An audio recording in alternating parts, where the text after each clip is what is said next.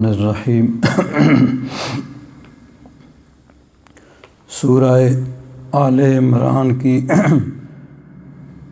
آیت نمبر 120 تک ہم نے ترجمہ کیا تھا چوتھے سپارے میں۔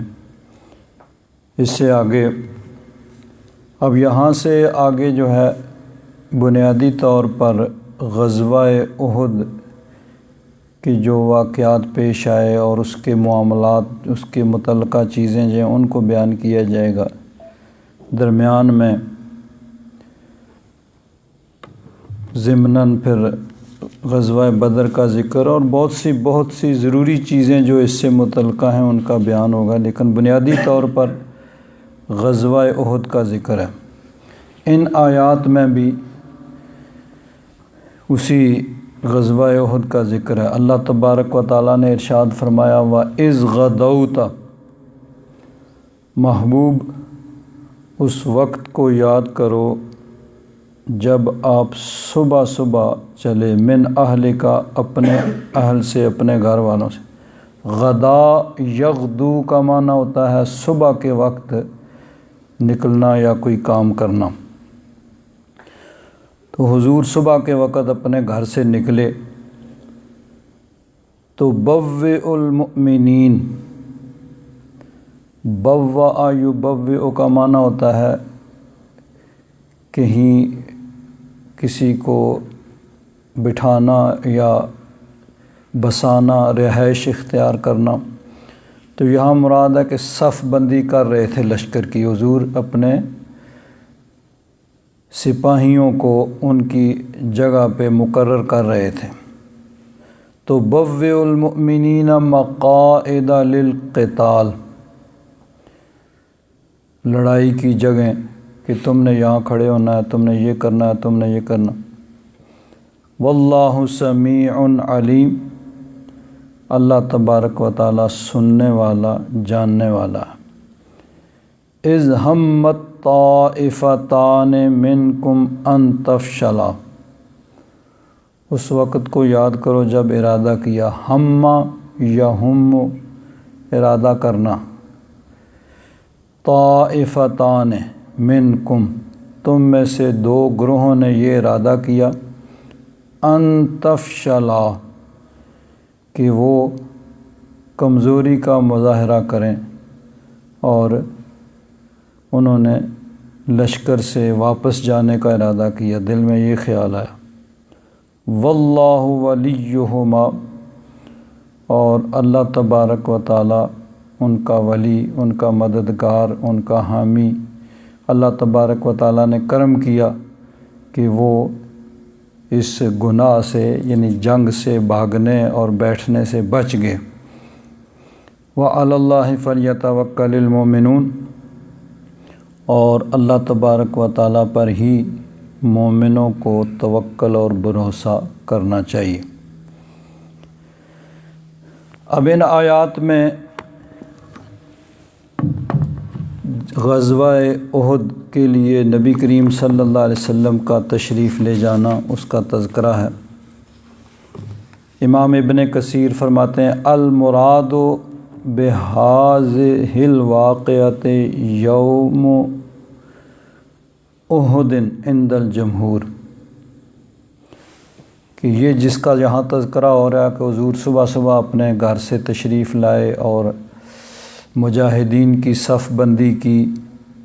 اس سے مراد غزوہ احد ہے۔ یعنی اس میں چونکہ اور بھی اقوال ہیں تو اس لیے کہا عند الجمہور، یعنی جمہور مفسرین اور علماء کا یہی قول ہے کہ یہاں مراد غزوہ احد کے لیے تشریف لے جانا ہے۔ قالہ ابن عباس والحسن وقتادہ والسدی، یعنی بڑے بڑے مفسرین، حضرت ابن عباس، حضرت امام حسن بصری، حضرت قتادہ، سدی وغیرہ، یہ جو ہیں ان سب کا یہی قول ہے۔ اور ایک قول یہ بھی ہے کہ اس سے مراد غزوہ خندق، یہ بھی امام حسن بصری سے منقول ہے، لیکن فرماتے ہیں کہ وہ اقوال جو ہیں وہ مرجوح ہیں، یعنی راجع اور درست قول یہی ہے کہ یہاں مراد غزوہ احد کے لیے نبی کریم صلی اللہ علیہ وسلم کا تشریف لے جانا یہ مراد ہے۔ وَكَانَتْ وَقْعَةُ أُحْدٍ یوم السبت، یہ جو احد کی جنگ ہوئی تھی، غزوہ احد ہوا، یہ بروز ہفتہ ہوئی، من شوال سنۃ ثلاث من الہجرہ، ہجرت کے تیسرے سال شوال کا مہینہ تھا۔ اب پہلا سال تو وہ ہوا جس نبی کریم صلی اللہ علیہ وسلم مدینہ منورہ تشریف لائے، ربیع الاول شریف میں حضور کی تشریف آوری ہوئی، پھر دوسرا سال، پھر تیسرا سال، یعنی ہجرت کے تقریباً کوئی 2.5 سال بعد کہہ لیں یہ واقعہ ہوا۔ تو تیسرے سال شوال کا مہینہ تھا اور ہفتے کا دن تھا۔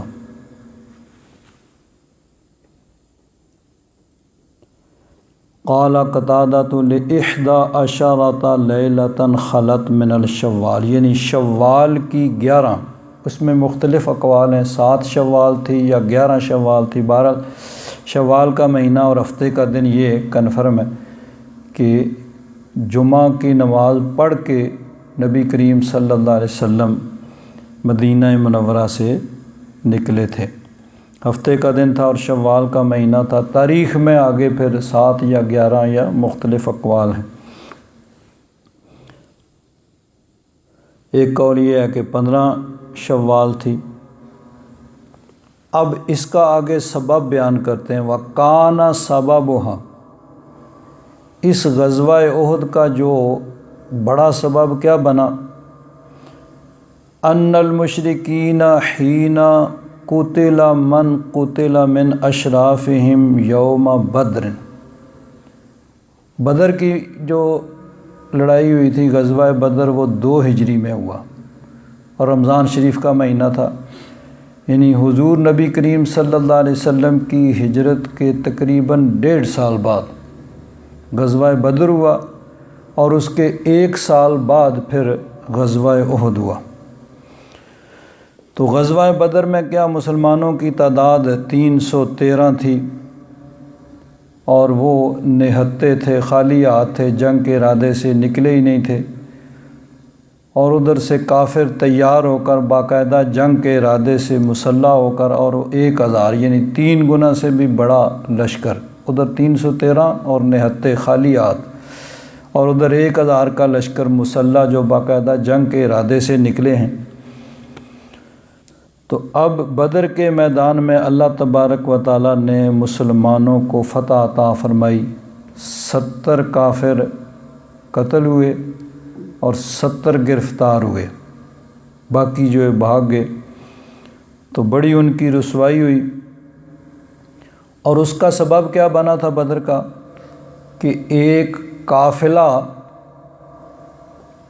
مکہ والوں کا ملک شام سے آ رہا تھا۔ اب ملک شام کا رستہ جو ہے نا مکہ شریف سے شمال کی جانب ہے شام، اور وہ رستہ مدینہ شریف کے قریب سے گزرتا تھا، وہاں سے قریب سے گزر کے وہ ملک شام جاتے اور آتے۔ تو قافلہ تجارتی آ رہا تھا، ان کو خطرہ ہوا کہ مسلمان اس قافلے پر حملہ کر دیں گے جو ان کا ملک شام سے آ رہا تھا۔ اور حضرت ابو سفیان یہ جو ہیں یہ فتح مکہ کے موقع پہ مسلمان ہوئے، اس سے پہلے یہ انہی کے ساتھ تھے، اور یہ ان کی سرکردگی میں وہ قافلہ آ رہا تھا۔ جب ان کو یہ خطرہ پیدا ہوا کہ مسلمان حملہ کر دیں گے تو انہوں نے ایک آدمی کو پیغام دے کے بھیجا کہ جاؤ، جا کے مکہ والوں کو کہو بھئی مسلمان تمہارے قافلے پہ حملہ کرنے والے ہیں، تو اپنے قافلے کو بچانے کے لیے تم نکلو۔ اب کیا ہوا کہ اس کو انہوں نے سمندر کی جانب لے کے وہ دوسرا رستہ اختیار کر کے وہ قافلہ تو وہ چلا گیا، واپس وہ بچ کے چلا گیا، لیکن ان کا پیغام چونکہ مکہ پہنچ چکا تھا کہ مسلمان تمہارے قافلے پہ حملہ کرنے والے ہیں۔ ابو جہل نے تیار کیا، لوگوں کو نکالا، 1000 کا لشکر لے کے آ گیا۔ اب پھر بدر کے میدان میں آ کے جنگ ہوئی، جس میں پھر 70 کافر مارے گئے، 70 گرفتار ہوئے، باقی بھاگ گئے۔ تو اس کے متعلق امام ابن کثیر کہتے ہیں کہ کانا سبب ہوا، غزوہ احد کا سبب کیا تھا؟ ان المشرکین قتل من قتل من اشرافہم یوم بدر، ان کے بڑے بڑے سرداروں میں سے جو بھی بدر کے دن قتل ہوئے، وسلمت العیر، وہ قافلہ جس کو وہ بچانے کے لیے نکلے تھے وہ تو ویسے ہی بچ کے چلا گیا تھا، بما فیہا من التجارۃ التی کانت مع ابی سفیان، ابو سفیان کی سرکردگی میں وہ قافلہ جا رہا تھا، وہ چلے گئے۔ اور یہ اسی لیے ابو سفیان اس جنگ میں نہیں تھے کیونکہ وہ قافلے کے ساتھ مکہ چلے گئے تھے، اور مکہ سے وہ لشکر ابو جہل کی قیادت میں آیا تھا۔ اب کیا انہوں نے جن کے باپ بھائی قتل ہوئے تھے اس غزوہ بدر میں، وہ 70 جو، انہوں نے کہا بھئی اس کا جتنا بھی مال ہے نا، یہ اس میں سے کسی نے کچھ نہیں لینا ہے، یہ سب کا سب ہم جنگ کی تیاری میں لگائیں گے، یہ جتنا قافلے کا سامان ہے کوئی نہیں لے گا، سب جنگ کی تیاری میں، کیونکہ 70 آدمی مر گئے، 70 گرفتار ہو گئے، اور ہر جگہ ان کی رسوائی ہوئی، بھئی اتنا بڑا لشکر مسلح اور اتنے چھوٹے سے نہتے خالی ہاتھ لشکر سے شکست کھا گیا، 70 گرفتار ہو گئے، 70 مارے گئے، باقی بھاگ گئے۔ تو اس رسوائی کا بدلہ لینے کے لیے انہوں نے تیاری شروع کر دی۔ تو امام ابن کثیر کہتے ہیں قال ابناء من قتل ورؤساء من بقی لابی سفیان، جو قتل ہوئے تھے ان کے بیٹوں نے اور جو بچ گئے سرداروں نے ابو سفیان سے کہا ارصد هذه الاموال لقتال محمد صلی اللہ علیہ وسلم فانفقوا فی ذلک، انہوں نے کہا کہ یہ جو قافلہ ہے نا، اس کا سارا مال بچا کے رکھو مسلمانوں کے ساتھ، نبی کریم صلی اللہ علیہ وسلم کے ساتھ جنگ کے لیے۔ فجمع الجموع والاحابیش واقبلوا من نحو 3000، اب 1 سال تک انہوں نے تیاری کی، 1 سال کے بعد وہ لشکر لے کے، کتنا تھا؟ 3000، 3000 کا لشکر لے کے ابو سفیان کی قیادت میں مکہ سے وہ لشکر چلا، اور مدینہ منورہ کے ساتھ احد پہاڑ، احد شریف جو ہے اس کے دامن میں آ کے انہوں نے ڈیرے ڈال لیے۔ اب اس زمانے میں یہ تو ہوتا نہیں تھا کہ ادھر سے لشکر چلے، ادھر سے کسی طریقے سے اطلاع مل جائے بھئی یہ لشکر آ رہا ہے۔ ظاہر بات ہے جب وہ لشکر وہاں پہنچا ہوگا تو مسلمانوں کو خبر ہوئی ہوگی بھئی یہ لشکر آ گیا حملہ کرنے کے لیے۔ ویسے تو ہر وقت خطرہ رہتا تھا کافروں کے حملے کا، لیکن اب کوئی ایسا ذریعہ نہیں تھا جس کے ذریعے سے ان کی نقل و حرکت کو مانیٹر کیا جا سکے اور اس کو دیکھا جا سکے۔ تو جب وہ 3000 کا لشکر احد پہاڑ کے دامن میں مدینہ شریف کے پاس آ کے وہ وہاں پہ آ کے وہ خیمہ زن ہو گئے، تو مسلمانوں کو بھی پتہ چلا۔ حتیٰ نزلوا قریبا من احد تلقاء المدینہ، مدینہ شریف کے قریب احد پہاڑ کے دامن میں وہ 3000 کا لشکر آ کے وہاں اترا اور خیمہ زن ہو گئے۔ فصلی رسول اللہ صلی اللہ علیہ وسلم یوم الجمعۃ، حضور نے جمعہ کی نماز پڑھائی۔ فلما فرغ منہا صلی علی رجل من بنی نجار، ایک انصاری سے ابھی ان کا انتقال ہو گیا تھے، ان کی نماز جنازہ پڑھی۔ پھر واستشار رسول اللہ صلی اللہ علیہ وسلم الناس، اب لوگوں سے مشورہ کیا بھئی کیا کرنا چاہیے، 3000 کا لشکر وہ حملہ آور ہوا ہے اور یہاں خیمہ زن ہے، تو کس طرح ان کا مقابلہ کرنا چاہیے۔ ظاہر بات ہے کہ وہ حملہ کرنے کے لیے آئے تھے، وہ تو لڑائی کے بغیر انہوں نے تو جانا نہیں تھا۔ اب 2 آپشن تھے، ایک یہ کہ مدینہ شریف کے اندر رہ کر ان کا مقابلہ کیا جائے، انتظار کیا جائے، ظاہر بات ہے وہ حملہ کریں گے، تو شہر کے اور آبادی کے اندر رہ کر ان کا مقابلہ کیا جائے کہ بہتر طریقے سے اپنے یعنی پناہ گاہوں میں چھپ کے اتنے بڑے لشکر کا مقابلہ جو ہے وہ کیا جائے۔ اور دوسرا یہ تھا کہ ہم بھی لشکر لے کے باہر نکلیں اور میدان میں مقابلہ ہو۔ تو اس بارے میں نبی کریم صلی اللہ علیہ وسلم نے مشورہ کیا، مجلس مشاورت حضور نبی کریم صلی اللہ علیہ وسلم نے منعقد کی کہ کیا کرنا چاہیے۔ اَیَخْرُجُ إِلَيْهِمْ أَمْ يَمْكُثُ بِالْمَدِینَةِ،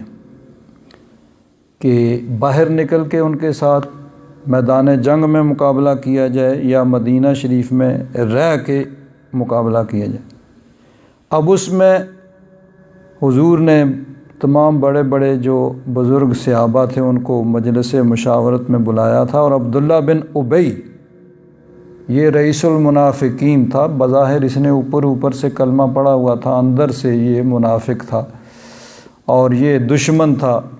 اور بدترین دشمن تھا جو ہر موقع پہ تکلیف پہنچاتا تھا۔ لیکن چونکہ اوپر سے اس نے کلمہ پڑھا ہوا تھا اور بڑا ذی اثر تھا، اس کے بارے میں نے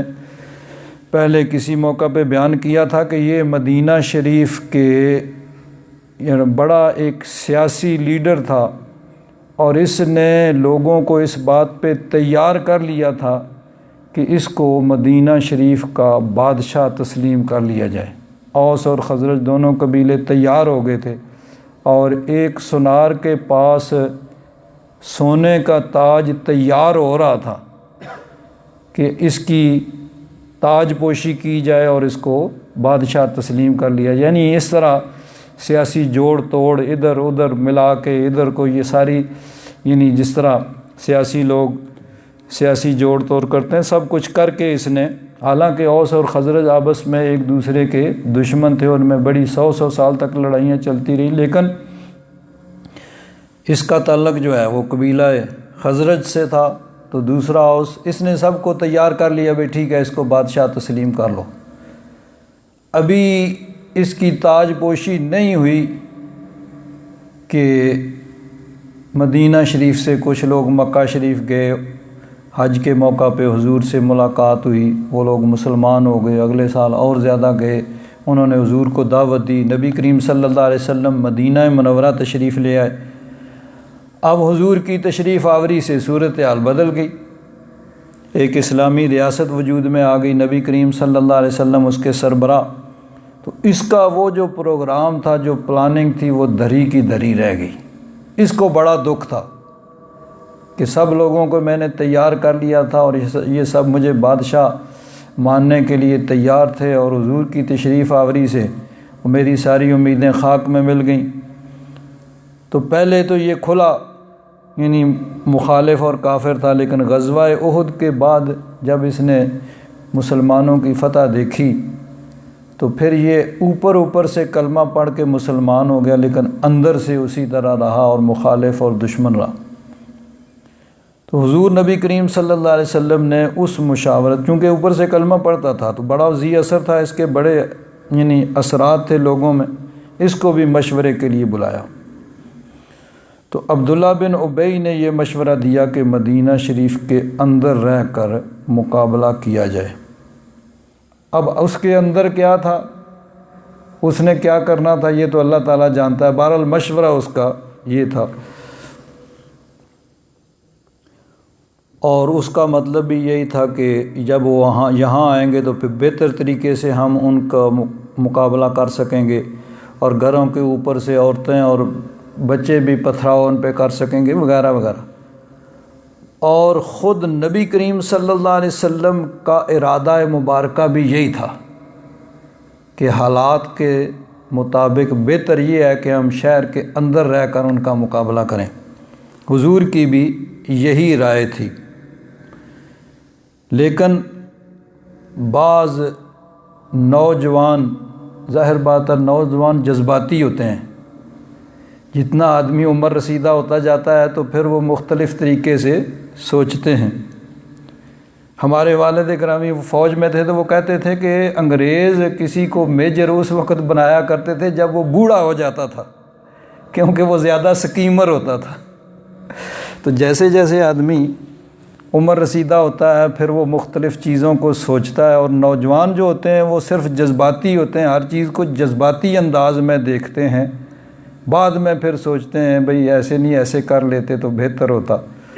لیکن جیسے جیسے آدمی تجربہ کار ہوتا ہے تو وہ ساری چیزوں کو پہلے سوچتا ہے بھئی اس کا کیا فائدہ ہوگا، کیا نقصان ہوگا، صرف وہ جذباتی انداز میں نہیں دیکھتا۔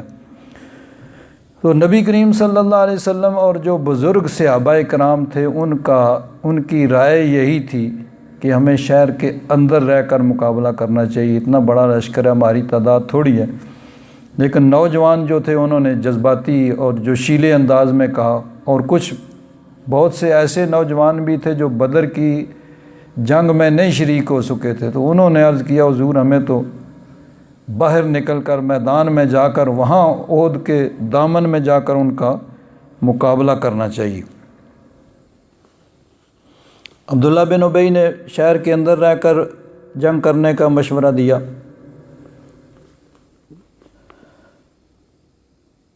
وَأَشَارَ آخَرُونَ مِنَ الصَّحَابَةِ مِمَّن لَّمْ يَشْهَدْ بَدْرًا بِالْخُرُوجِ إِلَيْهِمْ، جو نوجوان جذباتی جوشیلے صحابہ تھے جو بدر میں شریک نہیں ہو سکے تھے، انہوں نے عرض کیا کہ حضور ہمیں باہر نکل کر ان کا مقابلہ کرنا چاہیے۔ فَدَخَلَ رسول اللہ صلی اللہ علیہ وسلم فَلَبِسَ لَامَتَهُ وَخَرَجَ عَلَيْهِمْ، حضور نبی کریم صلی اللہ علیہ وسلم نے جب ان کی بات سنی تو پھر یہی فیصلہ ہوا ٹھیک ہے بھئی ہم باہر نکل کر وہاں جا کر احد کے دامن میں ان کا مقابلہ کریں گے۔ حضور اپنے گھر تشریف لے گئے اور ہتھیار وغیرہ پہن کے حضور تشریف لائے۔ اب وہ جو نوجوان تھے ان کو بعض لوگوں نے پھر سمجھایا بھئی حضور کی رائے مبارک یہ تھی کہ ہمیں بہتر یہ ہے کہ مدینہ شریف کے اندر رہ کر مقابلہ کرنا چاہیے، لیکن تم لوگوں نے اپنے جذباتی انداز کی وجہ سے نبی کریم صلی اللہ علیہ وسلم کی رائے کے خلاف اپنی رائے پیش کی، تو پھر اس پہ فیصلہ ہوا۔ اب ان کو بھی ندامت اور شرمندگی ہوئی کہ حضور کی رائے کے مقابلے میں ہمیں اپنی رائے نہیں دینی چاہیے تھی، جو حضور کی رائے، حضور کا جو فیصلہ حضور فرماتے اس کی ہمیں اتباع کرنی چاہیے تھی۔ اب وہ نادم ہوئے اور انہوں نے عرض کیا حضور لعلنا استکرہنا رسول اللہ صلی اللہ علیہ وسلم فقالوا یا رسول اللہ ان شئت ان نمکث،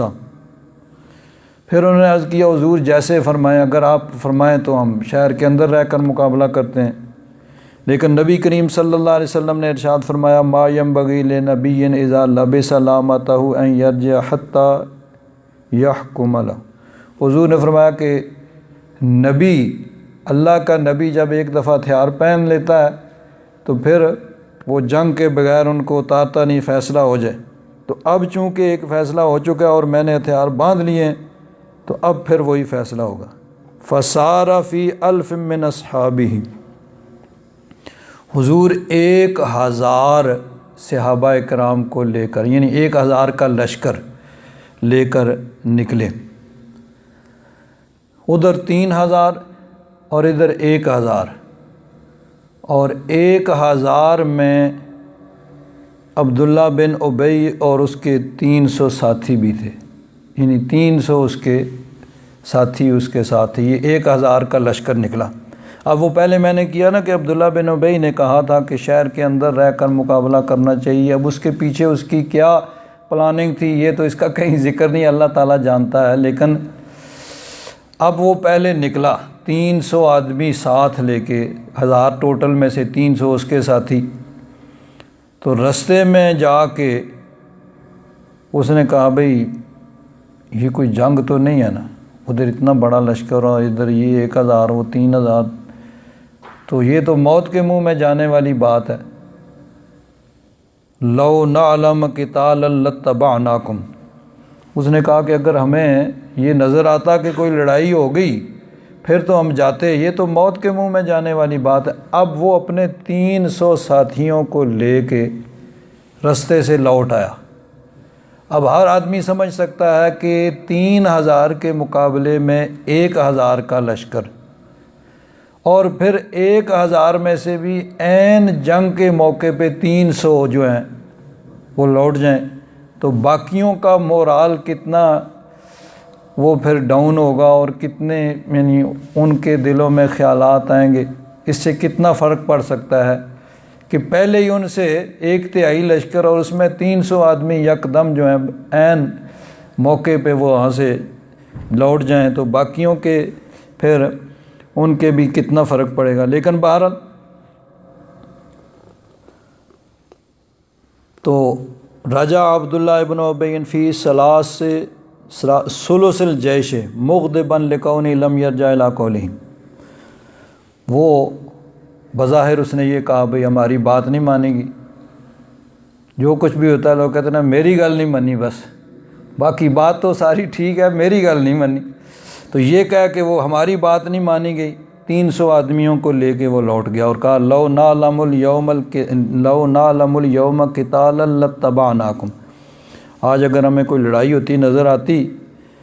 تو ہم تمہارے ساتھ جاتے، ولکننا لا نراکم تقاتلون اليوم، لیکن آج ہمیں یہ نہیں نظر آتا کہ تم لڑائی کرو گے بلکہ تم مرنے جا رہے ہو، معاذ اللہ۔ اس نے واستمر رسول اللہ صلی اللہ علیہ وسلم سائرا حتی نزل الشعب من احد فی عدوۃ الوادی، نبی کریم صلی اللہ علیہ وسلم اپنے 700 جان نثاروں کو لے کے، اب وہ یعنی 700 کے مقابلے میں 3000 4 گنا سے بھی بڑا لشکر ہو گیا وہ، تو ان کو لے کے حضور نبی کریم صلی اللہ علیہ وسلم تشریف لے گئے، اور احد پہاڑ کے دامن میں حضور نبی کریم صلی اللہ علیہ وسلم نے بھی قیام کیا، وجعل ظہرہ واسکرہ الی احد، احد پہاڑ کو اپنی پشت کے پیچھے رکھا اور حضور نے صف بندی کی۔ وقال لا یقاتلن احد حتی نأمرہ بالقتال، حضور نے فرمایا کہ جب تک ہم نہ کہیں تم نے لڑائی شروع نہیں کرنی ہے۔ وتہیأ رسول اللہ صلی اللہ علیہ وسلم للقتال وہو فی 700 من اصحابہ، یعنی 700 صحابہ اکرام جان نثاروں کو لے کر حضور نے لڑائی کی تیاری کی۔ وَأَمَّرَ عَلَى الرُّمَاةِ عبد اللہ بن جبیر اخا بنی عمرو بن عوف والرماة یومئذ 50 رجل، یہ بڑی اہم بات ہے۔ احد کے جہاں پر بھی احد پہاڑ کا تذکرہ آئے گا، اس بات کا تذکرہ ساتھ ضرور ہوگا کہ اسی کی وجہ سے جو کچھ بھی اس میں جو بھی یعنی اس کا نتیجہ یا اس کے جو اثرات ہوئی، نبی کریم صلی اللہ علیہ وسلم نے احد پہاڑ کی طرف پشت رکھی تاکہ سامنے لشکروں پیچھے سے حملہ نہ ہو۔ اب ادھر ایک ساتھ ٹیلا تھا اور درمیان میں چھوٹا سا رستہ تھا، ادھر سے خطرہ تھا کہ پہاڑ کے پیچھے سے ہو کے کفار، چونکہ اتنا بڑا لشکر تھا، یہ بھی ہو سکتا تھا کہ کوئی ان کا دستہ کوئی ان کا لشکر پیچھے سے آ کے مسلمانوں پر حملہ آور ہو۔ تو نبی کریم صلی اللہ علیہ وسلم نے حضرت عبداللہ بن جبیر کی قیادت میں 50 تیر اندازوں کو وہاں کھڑا کیا کہ تم نے یہاں کھڑے ہونا ہے، تم نے حفاظت کرنی ہے کہ ادھر سے کوئی آدمی پیچھے سے آ کے حملہ آور نہ ہو۔ ابھی بھی وہ ٹیلا وہاں پہ احد کے دامن کے اندر موجود ہے کہ جس کے بارے میں یہ کہا جاتا ہے کہ اس کے اوپر نبی کریم صلی اللہ علیہ وسلم نے ان 50 تیر اندازوں کو مقرر کیا تھا۔ فقال لهم اندحوا الخیل عنا ولا نؤتین من قبلکم والزموا مکانکم ان کانت النوبۃ لنا او علینا، حضور نے فرمایا کہ تم نے یہاں رہنا ہے اس جگہ پہ، اس جگہ سے تم نے نہیں ہٹنا ہے، اور یہ مطلب تم نے اس جگہ اس لیے رہنا ہے کہ ادھر سے کوئی حملہ آور نہ ہو۔ حضور نے فرمایا چاہے ہمیں شکست ہو یا فتح ہو، اس سے غرض نہیں، تم لوگوں نے یہاں سے نہیں ہٹنا۔ ان کانت النوبۃ لنا او علینا، یعنی ہم فتح حاصل کریں یا وہ ہم پہ غالب آ جائیں، تمہیں اس سے غرض نہیں، تمہارا یہ کام ہے کہ تم نے بس یہاں کھڑے رہنا ہے کہ ادھر سے کوئی حملہ آور نہ ہو۔ اور فرمایا وَإِن رَأَيْتُمُونَا تَخْطَفُنَا الطَّيْرُ فَلَا تَبْرَحُوا مَكَانَكُمْ۔ یہاں تک حضور نے فرمایا کہ اگر تم دیکھو کہ کافروں نے ہمیں قتل کر دیا ہے اور پرندے ہماری لاشوں کو نوچ رہے ہیں، پھر بھی تم نے اس جگہ سے نہیں ہٹنا، ادھر جو لڑائی ہوگی اس کا جو بھی نتیجہ ہو، جو اس سے تمہیں غرض نہیں ہے، تمہاری ڈیوٹی یہ ہے کہ تم نے یہاں کھڑے رہنا ہے اور ادھر سے کوئی حملہ آور نہ ہو، اگر کوئی آئے تو دور سے ہی اس کے تیروں کے ساتھ اس کو بھگا دو۔ وَإِن رَأَيْتُمُونَا تَخْطَفُنَا الطَّيْرُ فَلَا تَبْرَحُوا مَكَانَكُمْ۔ اگر دیکھو کوئی پرندے ہمیں نوچ رہے ہیں، یعنی انہوں نے ہمیں قتل کیا، ہماری لاشیں پڑی ہوئی ہیں وہاں میدان میں اور پرندے نوچ رہے ہیں، تو پھر بھی یعنی یہ اتنی سختی کے ساتھ حضور نبی کریم صلی اللہ علیہ وسلم نے اس ٹیلے کے اوپر جن کو مقرر کیا تھا تیر اندازوں کو، ان کو آپ نے حکم دیا۔ وَظَاهَرَ رسول اللہ صلی اللہ علیہ وسلم بین الدرعین وآت اللواء مصعب بن عمیر اخا بنی عبداللہ۔ حضور نے زرہ پہنی اور جھنڈا جو تھا حضرت مصعب بن عمیر رضی اللہ تعالیٰ عنہ ان کو دیا۔ وَأَجَازَ رسول اللہ صلی اللہ علیہ وسلم بعض الغلمان یومئذ وَأَرْجَعَ آخرین۔ کچھ نوجوان بچے اس وقت لشکر کے ساتھ تھے، کچھ جو بہت چھوٹے تھے ان کو حضور نے واپس بھیج دیا، اور کچھ جو جنگ کے قابل تھے ان کو حضور نے پھر جانے دیا، جو رہ گئے تھے پھر وہ غزوہ خندق میں شامل ہوئے تھے۔ وَتَأَيَّتْ قُرَيْشٌ وَهِيَ ثَلَاثَةُ آلَافٍ، وہ 3000 کا لشکر تھا۔ وَمَعَهُمْ مِئَةَ فَرْسٍ، ان کے پاس 200 گھوڑے تھے۔ فَجَعَلُوا عَلَى مَيْمَنَةِ الْخَيْلِ، خالد بن ولید یہ بھی اس وقت تک ابھی مسلمان نہیں ہوئے تھے، ایک طرف یعنی اس کا جو میمنہ دائیں طرف کا لشکر کا حصہ ہوتا ہے اس پہ خالد بن ولید تھے، اور میسرہ جو بائیں طرف والا اس پہ اکرمہ بن ابی جہل، اور اس طرح اب دونوں کا آپس میں مقابلہ ہوا۔ امام ابن کثیر کہتے ہیں سیاتی تفصیل فی معاذ، چونکہ آگے اس کا غزوہ احد کے مختلف احوال اور اس کے بارے میں جو ہدایات یا اس کے بارے میں جو ضروری باتیں وہ آئیں گی، تو فرماتے ہیں کہ سارے احوال اس کے مقام پہ آئیں گے۔ اب اس میں کیا ہوا تو فرماتے ہیں اسی کا ذکر اس کے اندر ہے۔ وَإِذْ غَدَوْتَ مِنْ أَهْلِكَ تُبَوِّئُ الْمُؤْمِنِينَ مَقَاعِدَ لِلْقِتَالِ وَاللَّهُ سَمِيعٌ عَلِيمٌ، کہ محبوب اس وقت کو یاد کرو جب آپ صبح صبح اپنے اہل سے تشریف لے آئے اپنے گھر سے، اور مومنوں کو لڑائی کے لیے آپ ان کی صف بندی کر رہے تھے۔ واللہ سمیع علیم۔ اذ ہمت طائفتان، اب یہاں ایک سوال اور پھر اس کا جواب دیا جاتا ہے۔ امام ابن کثیر فرماتے ہیں وَقَدْ أَوْرَدَ ابن جریر ہَؤْنَا سَوَالًا،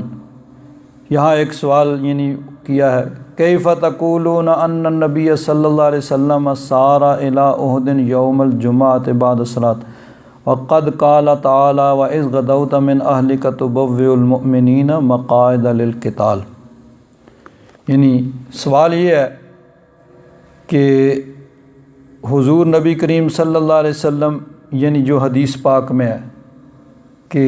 جمعہ کے دن جمعہ کی نماز کے بعد مدینہ منورہ سے حضور تشریف لائے، اور جس طرح یہ پیچھے گزرا کہ جمعہ کی نماز پڑھی، پھر ایک انصاری صحابی ان کا جنازہ پڑھا، اور پھر حضور نے مجلس مشاورت منعقد کی، اور پھر مشورے کے بعد بالآخر یہ طے پایا کہ ٹھیک ہے بھئی وہاں جا کر ان کا مقابلہ کریں گے، اور حضور نے اسلحہ وغیرہ ذیب تن فرمایا اور حضور تشریف لائے۔ تو سوال یہ ہے کہ ادھر تو ہے غدوتا، یہ صبح کے وقت ہوتا ہے کہ صبح کے وقت، اور جمعہ کے بعد وہ صبح تو نہیں، وہ تو پچھلا ٹائم ہوتا ہے، تو پھر اس کا جواب یہ دیتے ہیں کہ حضور کی تشریف آوری تو جمعہ کو ہی ہوئی، لیکن آگے جو صف بندی ہوئی وہ ہفتے کے دن صبح کو ہوئی تھی، یعنی رات وہاں قیام کیا اور پھر صبح کو یعنی صف بندی ہوئی اور لڑائی ہوئی۔ تو دونوں چیزیں یعنی حدیث پاک کا جو ہے وہ بھی درست ہے کہ جمعہ کے دن جمعہ کے بعد حضور نے مجلس مشاورت منعقد کی اور فیصلہ کر کے پھر حضور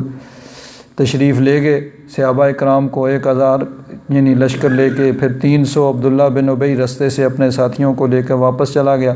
700 رہ گئے، رات وہاں قیام کیا اور صبح پھر صف بندی ہوئی اور ہفتے کے دن ہی صبح کے وقت وہ لڑائی ہوئی۔ آگے فرمایا وَإِذْ هَمَّتْ طَائِفَتَانِ مِنْكُمْ أَن تَفْشَلَا، تم میں سے 2 گروہوں نے یہ ارادہ کیا کہ وہ بزدلی کا مظاہرہ کریں، واللہ ولیہما، اللہ تبارک و تعالیٰ ان کا حامی و ناصر، ان کا مددگار، کرم فرمانے والا ہے کہ اللہ تعالیٰ نے کرم فرمایا۔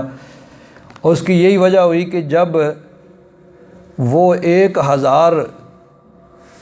3000 کے مقابلے میں 1000 کا لشکر اور عین موقع پہ جب 300 اس میں سے الگ ہو گئے تو باقی لوگ جو تھے ان کو بھی خیال پیدا ہوا، تو 2 گروہ جو 2 قبیلے تھے انہوں نے بھی پھر ارادہ کیا بھاگنے کا۔ اللہ تبارک و تعالیٰ نے مہربانی کی اور ان کو ثابت قدم رکھا۔ حضرت جابر بن عبداللہ انصاری رضی اللہ تعالیٰ عنہ فرماتے ہیں فینا نزلت یقول فینا نزلت اذ ہمت طائفتان منکم ان تفشلا، کہ یہ جو ہے آیت مبارکہ فرماتے ہیں ہمارے بارے میں نازل ہوئی، قال نحن الطائفتان بنو حارثۃ و بنو سلمۃ وما نحب وما یسرنی انہا لم تنزل۔ اب بظاہر اس میں ان کی بزدلی کا ذکر ہے کہ انہوں نے دل میں یہ ارادہ کیا کہ بزدلی دکھائیں اور بھاگ جائیں وہاں سے۔ جب عبداللہ بن ابی وہ 300 ساتھی لے کے چلا گیا تو ان 2 گروہوں نے بھی وہ وہاں سے بھاگنے کا ارادہ کیا۔ تو حضرت جابر بن عبداللہ انصاری فرماتے ہیں ہمارے بارے میں بنو حارثہ اور بنو سلمہ کے متعلق یہ جو لشکر کے 2 بازو تھے ان کے متعلق نازل ہوئی، اور فرماتے ہیں کہ ہم یہ پسند نہیں کرتے یا ہمیں خوشی نہیں ہے کہ یہ نازل نہ ہوتی، یعنی اگر یہ نازل نہ ہوتی آیت تو چلو کسی کو نہ پتہ چلتا وہ بات۔ فرماتے ہیں نہیں، ہمیں خوشی ہے اس کے نازل ہونے کی۔ خوشی کس وجہ سے ہے؟ حالانکہ اس بات کا تذکرہ ہے کہ انہوں نے بزدلی کا ارادہ کیا تھا اور بھاگنے کا ارادہ کیا تھا، تو فرماتے ہیں خوشی اس وجہ سے کہ اللہ تبارک و تعالیٰ نے فرمایا واللہ ولیہما، اللہ تبارک و تعالیٰ ان کا حامی و ناصر، ان کا مددگار، ان پر کرم فرمانے والا ہے، کہ ان پر اللہ تبارک و تعالیٰ کا کرم ہے۔ تو ہم نے دل میں ارادہ کیا لیکن اللہ تعالیٰ نے کرم کیا اور اللہ تبارک و تعالیٰ نے اس گناہ سے ہمیں محفوظ رکھا کہ جنگ سے بھاگنا، پیٹھ دینا یہ گناہ کبیرہ ہے۔ تو اللہ تبارک و تعالیٰ نے مہربانی کی اور ہمیں اس سے بھاگنے سے بچا لیا۔ تو اللہ تبارک و تعالیٰ نے فرمایا کہ 2 گروہوں نے اس وقت بزدلی کا ارادہ کیا، واللہ ولیہما، اللہ تبارک و تعالیٰ ان کا ولی ہے، اور علی اللہ فلیتوکل المؤمنون، اور مومنوں کو اللہ تبارک و تعالیٰ پر بھروسہ کرنا چاہیے۔ احادیث مبارکہ میں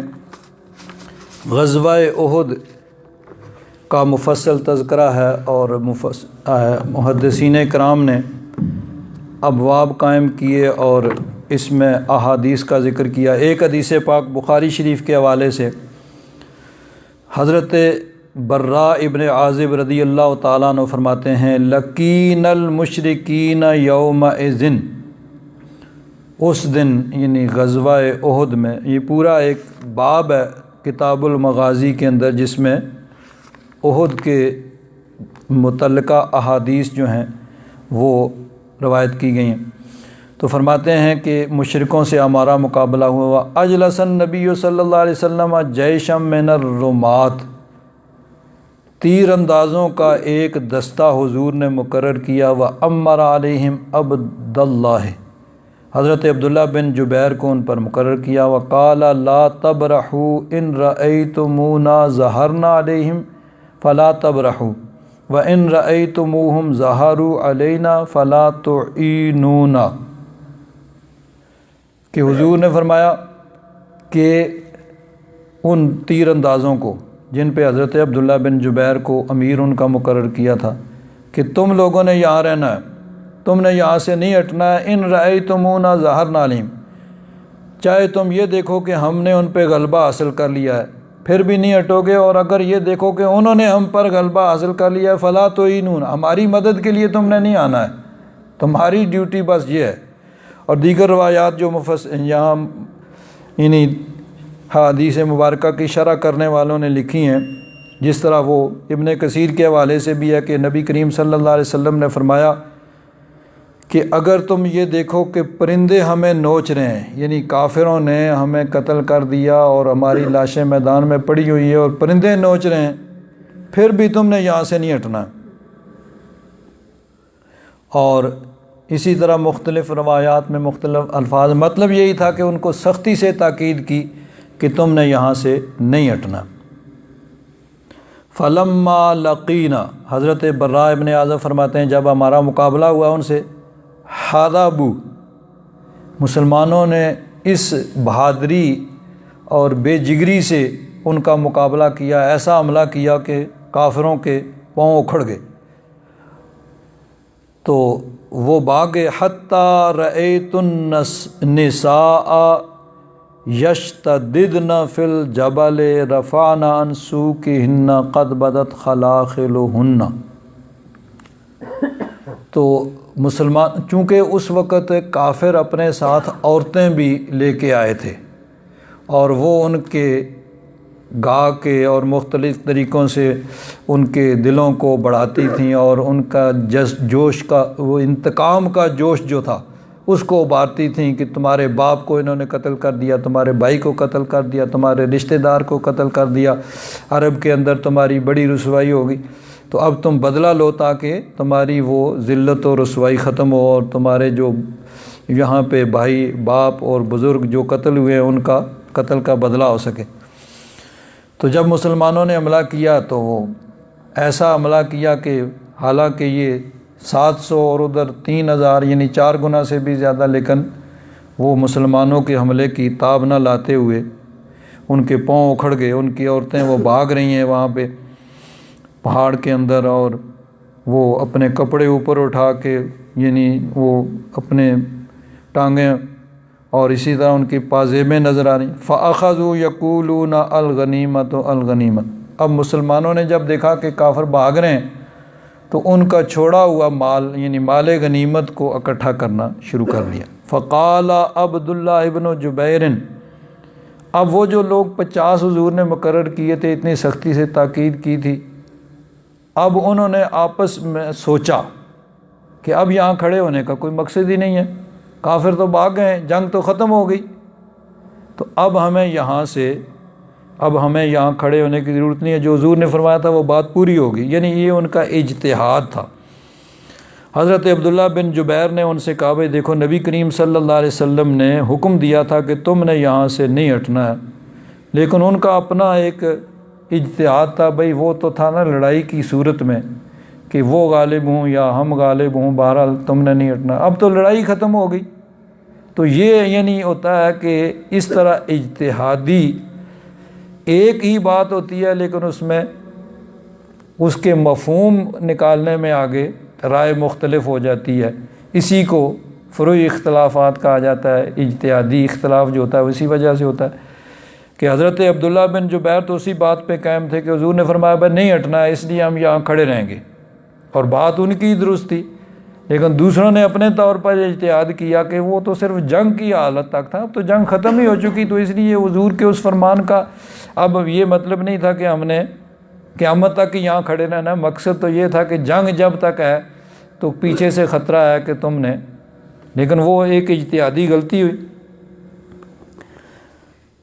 فلما ابوا صرف وجوہہم فاصیب 70 قتیلا، اب پھر کیا ہوا حضرت عبداللہ بن جبیر کے 10 سے ساتھی ان کے ساتھ رہ گئے، باقی 40 وہ چھوڑ کے چلے گئے۔ بھئی اب تو جنگ ختم ہوگی، تو حضور کے فرمان کا مقصد جو تھا پورا ہو گیا۔ اب یہ کہیں پہ کسی کتاب میں ذکر بھی نہیں ہے، لیکن ممکن ہے کافروں کی بھی یہ ایک جنگی چال ہو۔ عام تو یہی ہے کہ مسلمانوں کی حملے کی وہ تاب نہیں لا سکے، لیکن ممکن ہے کہ پلٹنا بھی ان کی ایک جنگی چال ہو، کہ جب وہ جو حضور نے مقرر کیے تھے وہ درہ خالی ہو گیا، تھوڑے وہاں لوگ رہ گئے، تو حضرت خالد بن ولید جو اس وقت تک ابھی مسلمان نہیں تھے، انہوں نے گھوڑ سواروں کا ایک دستہ لیا اور پہاڑ کے پیچھے سے گھوم کے آ کے یکدم مسلمانوں پہ حملہ آور ہوئے۔ اب مسلمانوں کے وہم و گمان میں بھی نہیں تھا کہ اس طرح بھی ہو سکتا ہے کہ یکدم پیچھے سے حملہ ہو جائے، اور آگے والے کافر جو بھاگتے تھے وہ بھاگتے بھاگتے پلٹے اور دونوں طرف سے مسلمانوں پہ تلواریں برسنا شروع ہو گئیں۔ ادھر سے پیچھے سے یہ دستہ آ گیا، جب ادھر سے حملہ ہوا تو جو بھاگ رہے تھے وہ بھی پلٹے اور دونوں طرف سے مسلمانوں پہ حملہ ہوا، اور اس کے نتیجے میں 70 مسلمان شہید ہوئے۔ غزوہ بدر میں 70 کافر قتل ہوئے تھے، اس غزوہ احد میں 70 مسلمان شہید ہوئے، جن میں بڑے بڑے جلیل القدر سے اب حتیٰ کہ حضور نبی کریم صلی اللہ علیہ وسلم کی چچا حضرت حمزہ سید الشہداء، اللہ رسول کے شیر، وہ بھی اسی جنگ میں شہید ہوئے۔ تو اب یہ کیا ہوا، صرف وہ ان مسلمانوں کی ایک اجتہادی غلطی جو انہوں نے کی کہ وہ جگہ انہوں نے چھوڑی۔ حضرت عبداللہ بن جبیر کے تھوڑے سے انہوں نے مقابلہ کرنے کی کوشش کی، لیکن 10 آدمی وہ ان کا مقابلہ نہ کر سکے، وہ شہید ہو گئے، اور پھر پیچھے سے مسلمانوں پہ حملہ ہوا، اور پھر اس کا نہیں فرماتے ہیں صُرِفَ وُجُوهُهُمْ فَأُصِيبَ 70 قتیلا، یعنی اس کا پھر نقصان یہ ہوا کہ 70 مسلمان شہید ہوئے، حتیٰ کہ نبی کریم صلی اللہ علیہ وسلم پر انہوں نے کافروں نے سنگ باری کی، حضور کے سر مبارک پہ پتھر لگا، حضور کا سر زخمی ہوا، اور نبی کریم صلی اللہ علیہ وسلم کے دندان مبارک کا ایک کونا وہ شہید ہوا، اسی یعنی جب کافروں نے دونوں طرف سے سختی سے حملہ کیا اور مسلمانوں کے پاؤں اکھڑ گئے اور ادھر ادھر ہو گئے، تو اس حالت میں نبی کریم صلی اللہ علیہ وسلم کا سر اقدس زخمی ہوا اور دندان مبارک کا کونا جو ہے وہ شہید ہوا، اور 70 مسلمان شہید ہوئے۔ آگے فرماتے ہیں وَأَشْرَفَ ابو سفیان، ابو سفیان وہ اس وقت کافر تھے اور وہ اس لشکر کے امیر تھے، تو پہاڑ کے اوپر کھڑے ہو کے وہاں سے وہ پکارتے ہیں اَفِي الْقَوْمِ مُحَمَّدٌ، یعنی ایک افواہ یہ بھی پھیل گئی تھی کہ نبی کریم صلی اللہ علیہ وسلم کو شہید کر دیا گیا۔ جب حضور کی شہادت کی لوگوں نے خبر سنی صحابہ کرام نے، تو وہ اور زیادہ ان میں پھر بددلی پھیل گئی کہ اب کیا کرنا ہے لڑ کے، لیکن پھر صحابہ کرام نے آپس میں ایک دوسرے کو پکار کے کہا بھائی نبی کریم صلی اللہ علیہ وسلم یہاں تشریف فرما ہیں، اور سب صحابہ کرام پھر حضور کے گرد جمع ہوئے، پھر حملہ کیا، اور کافروں نے بھی اسی کو غنیمت سمجھا، بھئی ہم نے ان کے لوگوں کو قتل کر دیا ہے، اور انہوں نے بھاگنے میں پھر عافیت سمجھی۔ تو پہاڑ کے اوپر کھڑے ہو کر ابو سفیان وہ پکار کر کہتے ہیں اَفِي الْقَوْمِ مُحَمَّدٌ، کیا یہاں محمد ہیں صلی اللہ تعالیٰ علیہ وآلہ وصحبہ وبارک وسلم؟ فقال لا تجیبوا، حضور نے فرمایا بھائی نہیں، اس کو کوئی جواب نہیں دینا، خاموشی ہے۔ فقال اَفِي الْقَوْمِ ابن ابی قحافہ، پھر ابو سفیان پوچھتے ہیں کہ کیا یہاں ان لوگوں میں ابن ابی قحافہ یعنی ابو بکر ہیں؟ فقال لا تجیبوا، حضور نے فرمایا کہ نہیں، اس کو بھی جواب نہیں دینا، خاموشی۔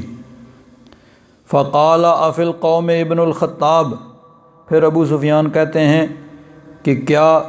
یہاں ان لوگوں میں ابن الخطاب یعنی فاروق اعظم ہیں؟ پھر بھی حضور نے فرمایا کوئی جو۔ فقال ان هؤلاء قتلوا، تو ابو سفیان وہ پہاڑ کے اوپر کھڑے تھے نا، نیچے ان کو دور نظر تو نہیں آ رہا، صرف آدمی نظر آ رہے تھے، وہیں سے پکار کے وہ پوچھ رہے تھے، تو کہنے لگے کہ اگر یہ لوگ ہوتے تو جواب دیتے، یہ سب کے سب قتل ہو گئے۔ یعنی اس نے کہا نبی کریم صلی اللہ علیہ وسلم بھی شہید ہو گئے، حضرت صدیق اکبر بھی اور فاروق اعظم بھی۔ فلو کانوا احیاء لاجابوا ان ہؤلاء قتلوا، اس نے کہا کہ یہ سب قتل ہو گئے، اگر یہ زندہ ہوتے تو جواب دیتے۔ فلم یملک عمر، اب جب اس نے یہ بات کی تو حضرت فاروق اعظم پھر برداشت نہ کر سکے۔ فلم یملک نفسہ فقال کذبت یا عدو اللہ، اے اللہ کے دشمن تو نے جھوٹ بولا ہے۔ ابقى اللہ علیک ما یحزنک، اللہ تبارک و تعالیٰ نے وہ چیز باقی رکھی ہے جو تجھے غمگین کرے گی۔ یعنی اللہ کے نبی وہ بھی الحمدللہ زندہ سلامت موجود ہیں، ابو بکر بھی موجود ہے اور میں بھی موجود ہوں، اور تیری وہ خواہش پوری نہیں ہوئی، اور یہ باقی ہیں جو تجھے غمگین کریں گے۔ فقال ابو سفیان اولو حبل، اس نے کہا حبل بلند، یعنی ان کا یہ نعرہ تھا اپنے بت کا نام لے کے، وہ اسی اپنی نامکمل فتح کوئی غنیمت سمجھ کے۔ فقال النبی صلی اللہ علیہ وسلم اجیبوہ، تو نبی کریم صلی اللہ علیہ وسلم نے اب صحابہ کہ جب اس نے اولو حبل کہا کہ وہ حبل بلند رہے تو حضور نے فرمایا تم اس کا جواب دو۔ قالوا ما نقول، صحابہ کرام نے عرض کیا حضور ہم کیا کہیں؟ قال قولوا اللہ اعلی و اجل، حبل یعنی وہ بت بلند نہیں ہے بلکہ اللہ تبارک و تعالیٰ کا نام بلند اور اللہ تبارک و تعالیٰ کی شان بلند ہے۔ قال ابو سفیان لنا العزا ولا عزا لکم، ہمارے لیے عزا ہے، یعنی عزا حبل بھی ان کا ایک بت تھا اور عزا بھی اس کا ایک بت کا نام تھا، تو ہمارا عزا ہے تمہارا کوئی عزا نہیں ہے۔ فقال النبی صلی اللہ علیہ وسلم اجیبو، حضور نے فرمایا جواب دو اس کو۔ قالوا ما نقول، صحابہ کرام نے عرض کیا یا رسول اللہ ہم کیا کہیں؟ قال قولوا اللہ مولانا ولا مولا لکم، اللہ ہمارا مولا، ہمارا مددگار، ہمارا حامی اور ہم پر کرم فرمانے والا ہے اور تمہارا کوئی مولا نہیں ہے۔ قال ابو سفیان یوم بیوم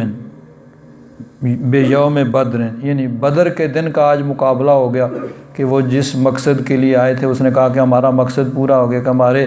آدمی اس میں قتل ہوئے تھے، ہم نے ان کا بدلہ لے لیا۔ والحرب سجال وتجدون مسلطا، اس نے کہا کہ حرب یہ سجال ڈول ہے، کبھی ایک کے ہاتھ میں آتا ہے کبھی دوسرے کے ہاتھ بار۔ وتجدون مسلطا، اس نے کہا کہ تم مسلح پاؤ گے، یعنی حضرت حمزہ رضی اللہ تعالیٰ عنہ جب ان کی شہادت ہو گئی تو ان کا مسلح کیا گیا، یعنی ناک اور کان کاٹے گئے اور ان کا یعنی سینہ چیر کے ان کا کلیجہ نکال کے اس کو چبایا گیا۔ تو اس نے کہا تاجدون مسلطن، تم مسلح پاؤ گے، یعنی ناک کان لوگوں کے کاٹے ہوئے۔ لم آمر بہا، انہوں نے کہا ابو سفیان میں نے اس کا حکم نہیں دیا تھا، ولم تسونی، لیکن اس سے مجھے کوئی افسوس بھی نہیں ہے جو لوگوں نے کیا۔ بہرحال تو یہ غزوہ بدر تھا، اس میں غزوہ احد جس میں ابتدائی طور پر مسلمانوں کو فتح ہوئی، لیکن مسلمانوں کے ایک فریق کی اجتہادی غلطی، اس کی وجہ سے پھر جب کافروں نے دوبارہ حملہ کیا، آگے سے بھی پیچھے سے حملہ آور ہوئے، جو بھاگ رہے تھے وہ دونوں طرف سے حملہ آور ہوئے، تو اس کی وجہ سے پھر مسلمانوں کا نقصان ہوا۔ تو یعنی اس کی بنیادی یہی ہے کہ اللہ رسول کی نافرمانی میں انسان کا نقصان ہے، اور اللہ تبارک و تعالیٰ کے حکم ماننے میں ہی کامیابی ہے، دنیا اور آخرت کی کامیابی اللہ تبارک و تعالیٰ اور اس کے محبوب کی اطاعت اور فرما برداری میں۔ یہاں ایک اور بڑی اہم بات ہے، اسی کے ضمن میں پیر زادہ امداد حسین صاحب نے اس پہ بڑی تفصیلی بحث کی ہے کہ اللہ تبارک و تعالیٰ نے فرمایا کہ وَعَلَى اللَّهِ فَلْيَتَوَكَّلِ الْمُؤْمِنُونَ، قرآن پاک میں کئی مقام پہ یہ الفاظ آئے ہیں کہ اللہ پر مومنوں کو بھروسہ کرنا چاہیے۔ وَعَلَى اللَّهِ فَلْيَتَوَكَّلِ الْمُتَوَكِّلُونَ، توکل کرنے والوں کو اللہ پر توکل کرنا چاہیے، بھروسہ کرنا چاہیے۔ تو فرماتے ہیں اللہ تبارک و تعالیٰ پر توکل کرنا ایمان کا حصہ ہے، لیکن اب اس کا جو مفہوم ہے اس کو سمجھنا بڑا ضروری ہے۔ توکل کا مفہوم کیا ہے؟ تو کہتے ہیں کہ اس بات پر پختہ یقین کہ اللہ تبارک و تعالیٰ کا حکم اٹل ہے، کامیابی و ناکامی دونوں اللہ تبارک و تعالیٰ کے ہاتھ میں ہیں، اور ان دونوں کے پس پردہ اللہ تبارک و تعالیٰ کی حکمتیں کار فرما ہوتی ہیں۔ انسان کو کامیابی بھی ملتی ہے تو اس کے پیچھے اللہ تعالیٰ کی حکمت ہوتی ہے، اور اگر کہیں ناکامی ملے تو اس کے پیچھے بھی کوئی نہ کوئی اللہ تبارک و تعالیٰ کی حکمت ہوتی ہے۔ نیز مادی اسباب پر اس طرح کلی اعتماد کرنا کہ مطلوب کے حصول میں یہی سب کچھ ہیں، ایسا عقیدہ رکھنا شرک ہے۔ اب یہ آدمی مادی اسباب مثلا یہ سمجھے کہ میں یہ دوائی کھاؤں گا تو میں ٹھیک ہو جاؤں گا۔ ٹھیک ہونا اللہ تبارک و تعالیٰ کے حکم سے اگر اللہ تعالیٰ کو منظور ہوگا تو تبھی کوئی دعا جو ہے وہ کارآمد ہوگی، لیکن یہ ظاہری اسباب ہے، اس کو انسان کو چھوڑنا نہیں چاہیے، لیکن بھروسہ اللہ تبارک و تعالیٰ کی ذات پہ رکھنا چاہیے۔ بھائی اگر اللہ تعالیٰ کو منظور ہوگا تو دعا فائدہ دے گی، دعا اور دوا، دوا ہے میڈیسن اور دعا ہے کوئی اللہ والا دعا کرتا ہے، کوئی پھونک مات، تو اگر اللہ تعالیٰ کو منظور ہوگا تو دعا بھی فائدہ دے گی اور دعا بھی فائدہ دے گی، دم ہو، درود ہو، میڈیسن ہو، کچھ بھی ہو، اگر اللہ تعالیٰ کو منظور ہوگا تو وہ فائدہ دے گی، اور نہیں منظور ہوگا۔ بعض اوقات ہوتا ہے انسان ایک ہی دعا کی ایک ہی ڈوز لی تو ٹھیک ہو گیا، اور بعض اوقات دعائیں لے چلا جاتا ہے اور مرض بڑھتا گیا، جوں جوں دعا کی اللہ تعالیٰ کو نہیں منظور ہوتا تو پھر جتنی مرضی ہے وہ دوائیاں کھاتا جائے، پھر وہ فائدہ نہیں ہوتا ہے۔ اور جب اللہ تعالیٰ کو منظور ہوتا ہے تو ایک ہی دعا لی اور ٹھیک ہو گیا۔ تو توکل کا معنی یہ ہے کہ انسان ظاہری اسباب کو اختیار کرے، مادی اسباب کو اختیار کرے، لیکن بھروسہ اللہ تبارک و تعالیٰ کی ذات پر۔ یہ نہیں کہ میرے پاس تلوار ہے تو میں شکست نہیں کھاؤں گا، وہ پھر بھی ہو سکتا ہے۔ جب اللہ تعالیٰ کو منظور ہوگا تو ظاہر بات ہے کہ ایک آدمی خالی ہاتھ ہو، دوسری طرف مسلح ہو، تو فرق تو ہے، اس لیے اپنا یعنی دفاع اپنے سارے انتظام کرنی چاہیے، اور پھر اللہ تبارک و تعالیٰ کی ذات پہ بھروسہ کرنا چاہیے۔ تو مادی اسباب پہ اس طرح بھروسہ کر لینا کہ جی یہی سب کچھ ہیں، کہ اگر کسی کرونا کے مریض کو وینٹیلیٹر لگ جائے گا تو وہ بچ ہی جائے گا، یہ نہیں ہو سکتا، ضروری نہیں۔ بہت سے ایسے ہیں کہ کتنے عرصے وینٹیلیٹر پہ لے اور پھر آخر پھر ان کا یعنی انتقال ہو گئے، لیکن عام طور پر یہی ہوا ہے کہ جب انسان کی یہ بیماری بڑھی ہے اور پھیپھڑوں کو نقصان پہنچا ہے اور وہ پھر وہ خود سانس نہیں انسان کو آ رہا تو وینٹیلیٹر پہ لے گئے ہیں، اور بہت ساری دنیا ٹھیک ہوئی ہے اسی وجہ سے، جن کو نہیں آکسیجن ملی ان کا وقت آ گیا تھا، اور جن کو ملی ہے ان میں سے بھی کئی چلے گئے۔ یعنی اصل چیز یہ ہے کہ اللہ تبارک و تعالیٰ کی تقدیر اور ظاہری اسباب کو اختیار کرنا انسان پہ ضروری ہے۔ تو اس لیے فرماتے ہیں مادی اسباب پر اس طرح کلی اعتماد کرنا کہ مطلوب کے حصول میں یہی سب کچھ ہے، ایسا عقیدہ شرک ہے، اور بلا وجہ اسباب کو چھوڑ کر توکل کا دعویٰ کرنا بھی کہتے ہیں گناہ ہے، کہ آدمی کہے بھئی کچھ بھی نہیں، بس یہاں بیٹھا رہوں گا اور یہیں پہ اللہ تبارک و تعالیٰ مجھے سب کچھ دے دے گا۔ نہیں، اللہ تبارک و تعالیٰ کا حکم ہے کہ خود تم کوشش کرو، محنت کرو، اللہ تبارک و تعالیٰ بھی مہربانی فرمائے گا۔ لہٰذا توکل کا مفہوم یہ ہے کہ سب سے پہلے ضروری اسباب کو مہیا کرنے میں پوری جد و جہد کی جائے، لیکن نتائج کے ظہور کے لیے اسباب پر اعتماد نہ کیا جائے، صرف اللہ تبارک و تعالیٰ پر بھروسہ کیا جائے۔ اس طرح مسلمانوں کا حوصلہ بھی بلند رہے گا اور اللہ تبارک و تعالیٰ کی نصرت بھی شامل حال رہے گی، جبکہ کافر صرف اسباب پر بھروسہ کرتا ہے اور روحانی تسکین کے فقدان سے پریشان رہتا ہے۔ آگے پھر اس میں نبی کریم صلی اللہ علیہ وسلم کی حیات مبارکہ سے مثالیں پیش کی ہیں کہ جنگ کے لیے، اسی غزوہ احد کے لیے نبی کریم صلی اللہ علیہ وسلم نے مجلس مشاورت کی۔ جب کچھ لوگوں نے مشورہ دیا کہ ٹھیک ہے بھی ہمیں جا کر مقابلہ کرنا چاہیے، تو اس کے لیے حضور نے اسلحہ زیب تن کیا، مجاہدین کو لیا اور جنگ کے لیے صفیں بنائیں، ساری چیزیں۔ اسی طرح جب حضور ہجرت کے لیے نکلے مکہ سے تو اپنے رفیق سفر حضرت صدیق اکبر کو ساتھ لیا، زاد سفر ساتھ لیا، بھئی رستے میں کھانے پینے کی پانی کی ضرورت پڑے گی، سواری کا انتظام کیا۔ پھر وہاں سے پہلے حضور غار ثور کے اندر تشریف فرما ہوئے، پھر وہاں سے نکلے اور آگے غار ثور میں جب حضور تشریف فرما ہیں اور کافر ڈھونڈتے ڈھونڈتے وہاں غار ثور تک پہنچ گئے تو حضرت ابو بکر نے عرض کی یا رسول اللہ اگر ان کفار میں سے کسی نے اپنے پاؤں کی طرف نیچے کی طرف دیکھا تو ہم نظر آ جائیں گے۔ تو نبی کریم صلی اللہ علیہ وسلم نے اللہ تبارک و تعالیٰ پر توکل کرنے کو بڑے زوردار الفاظ میں بیان فرمایا کہ اے ابو بکر تیرا ان دو کے بارے میں کیا خیال ہے جن کے ساتھ تیسرا اللہ تعالیٰ ہے۔ یعنی سارے ظاہری اسباب جو ہو سکتے تھے وہ کیے، پھر اللہ تبارک و تعالیٰ کی ذات پہ بھروسہ، اور اللہ تبارک و تعالیٰ نے پھر سارے انتظامات فرمائے اور حفاظت فرمائی۔ آگے ایک حدیث پاک ہے، ایک صحابی مسجد نبوی شریف میں آئے، اپنا اونٹ انہوں نے باہر بٹھا دیا اور مسجد نبوی شریف کے اندر آئے۔ حضور نے فرمایا اونٹ کو کہیں باندھا ہے؟ انہوں نے کیا میں نے اللہ تعالیٰ پر توکل کیا ہے۔ تو حضور نے فرمایا پہلے جاؤ اس کا گھٹنا باندھو۔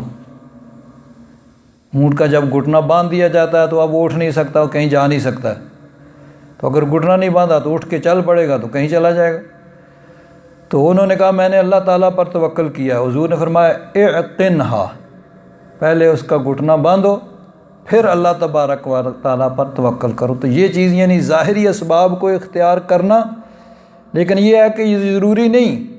کہ گھٹنا باندھ دیا، اس کا گھٹنا ویسے بھی کھل سکتا ہے اور کوئی کھول کے لے جا بھی سکتا ہے، ساری چیزیں ہو سکتی ہیں۔ توکل اللہ تبارک و تعالیٰ کی ذات پہ، لیکن ظاہری اسباب کو اختیار کرنا وہ ضروری ہے کہ اگر کوئی بیماری آ جائے تو جو بھی انسان کو ممکنہ علاج جائز طریقے سے اس کو ملے اس کو اختیار کرنا چاہیے، پھر اللہ تبارک و تعالیٰ کی ذات پہ توکل کرنا چاہیے۔ بھئی ٹھیک ہے اگر اللہ تعالیٰ کو منظور ہوا تو صحت ہو جائے گی، نہ منظور ہوا تو تکلیف پریشانی موت سب ہیں۔ اسی طرح باقی احوال میں بھی کوئی مشکل کوئی پریشانی کسی بھی وقت جو ظاہری اسباب ہیں ان کو اختیار کرنا یہ توکل کے خلاف نہیں ہے، اور یہ توکل کا تصور غلط ہے کہ آدمی کچھ بھی نہ کرے اور کہے بھئی اللہ تعالیٰ پر بھروسہ نہیں۔ اللہ تبارک و تعالیٰ اور اس کے محبوب کی تعلیمات یہ ہیں کہ تم سے جو ہو سکتا ہے وہ تم کرو، اور باقی پھر نتائج کو اللہ تبارک و تعالیٰ کی ذات پہ چھوڑ دو۔ ایک فارسی کے شاعر نے کہا ہے گر توکل می کنی در کار کن، اگر تو توکل کرنا چاہتا ہے تو پھر کام پہ کر، کار کن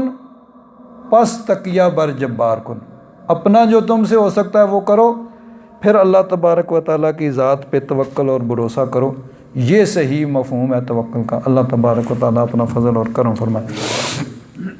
الحمدللہ رب العالمین والصلاة والسلام علی حبیبہ سیدنا و مولانا محمد وعلی آلہ واصحابہ اجمعین۔ اللہم انک عفو کریم تحب العفو فاعف عنا یا غفور یا غفور۔ صلی اللہ تعالی علی حبیبہ سیدنا و مولانا محمد وعلی آلہ واصحابہ اجمعین برحمتک۔